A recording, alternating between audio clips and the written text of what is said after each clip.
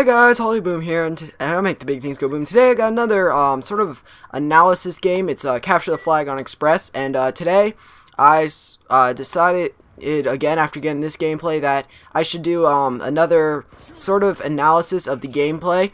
Obviously the title of this video is How to Play Capture the Flag. I couldn't really think of a good title for it. It was this was sort of a clutch game, and I figured I should have uploaded it. I was with Winslow in this game, but no one else. I was with two randoms as well, but it was a league play game, and I figured it was pretty good to upload. So I'm going to talk about what I did right, what I did wrong, how I worked with team. Obviously Winslow I was communicating with, but none of the other team members.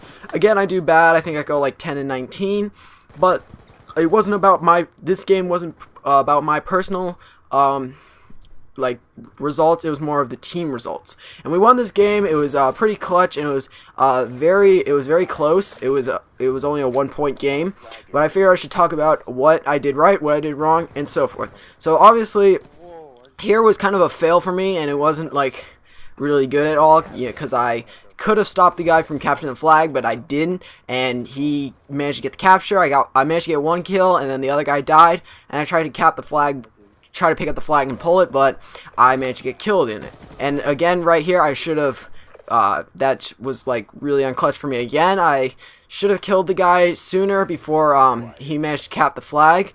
But right here, when it comes to pulling the flag, it's more like it's better off going into the terminal area rather than over on the I forget, it's not ticket, but it's on the other side towards the A bomb in search. Why? Because it's if they use score streaks, you're better off hiding in terminal than on the other side.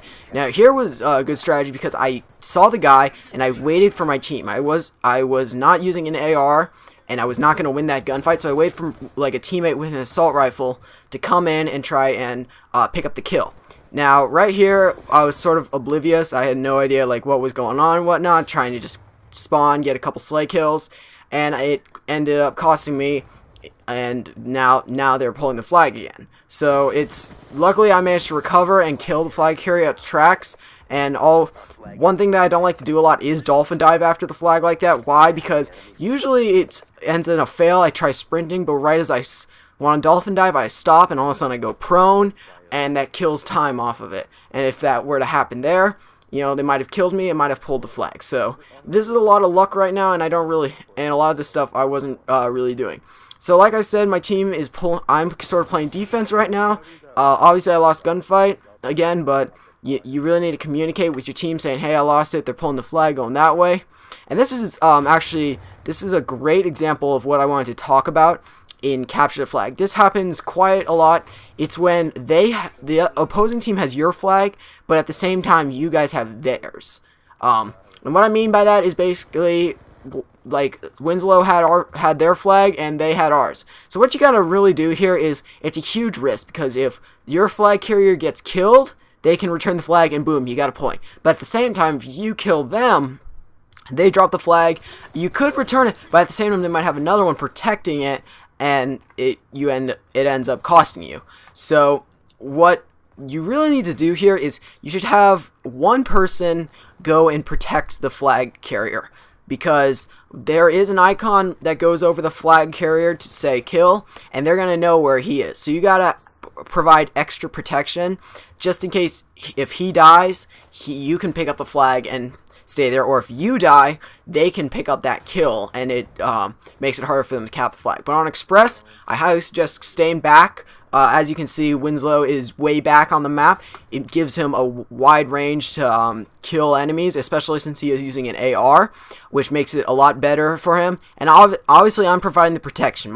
The other two guys are going after the flag, see if they can possibly get it and kill the guy, return the flag, and we get a cap. And I'm protecting Winslow. I'm up closer trying to pick off anyone, and if I get killed, he can pick them off with an AR.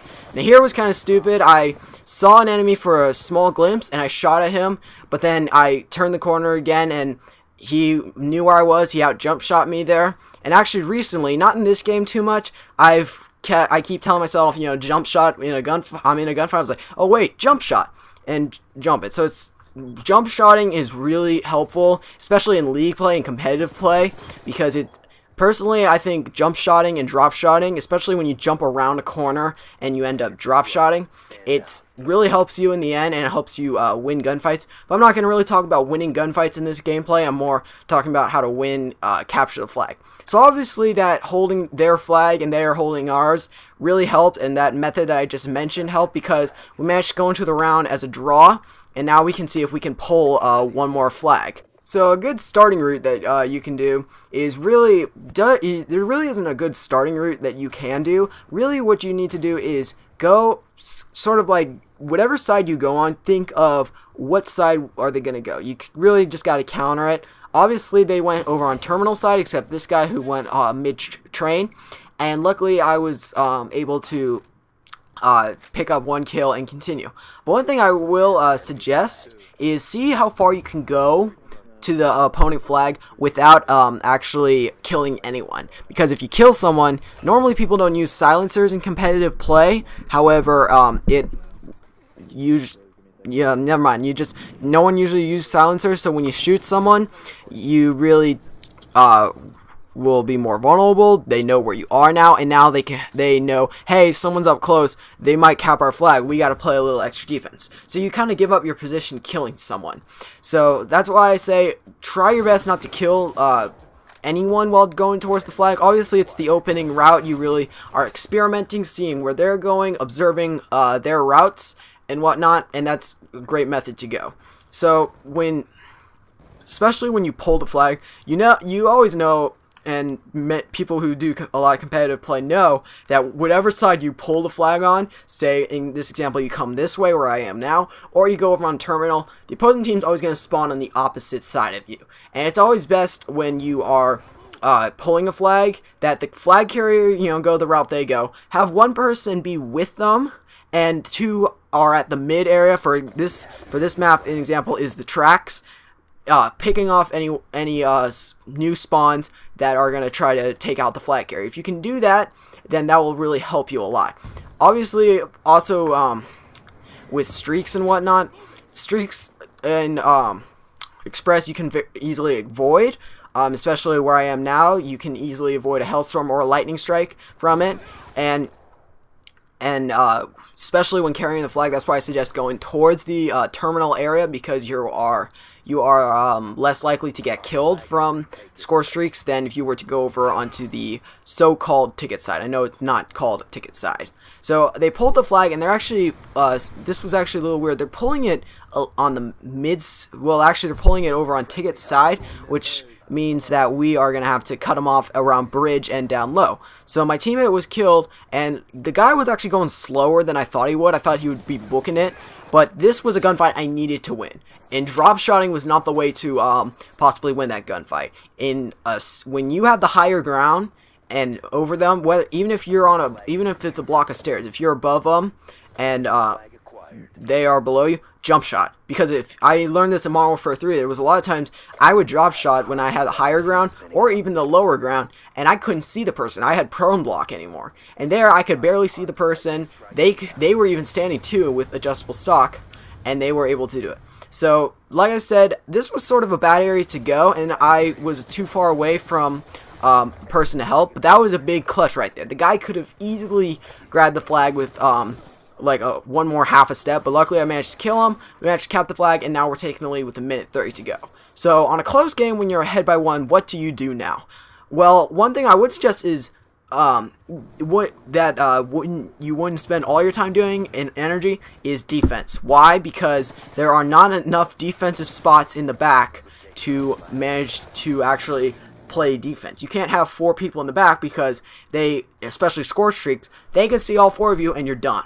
So what your main focus is have maybe about 1 person back on D, like just guarding the flag, 2 people mid, and 1 trying to get an insurance capture.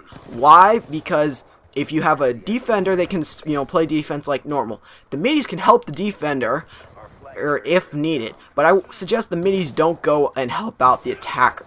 If the attacker manages to pull a flag and he reaches the midway point, then escort him, help him out, but don't try and pick up a flag, because you need to spend that time you're more focused on playing defense, but you still want to try to get an insurance cap, and that's what your one attackers for. The two middies are there to help the defender if needed, but if the attacker manages to pull a flag towards the midway area, then they can do that. So right now, it's really our main focus is not to let them cap the flag. That is the biggest thing. Now that we're getting sub 10 seconds, we should be good, and that is the game, and that was a really clutch game. So I want to thank you all for watching. Please leave a like and a comment, possibly favorite the vid. Be sure to follow me on Twitter, like me on Facebook, and follow my stream, and I'm Holiday Boom. And I will see you guys later. Goodbye.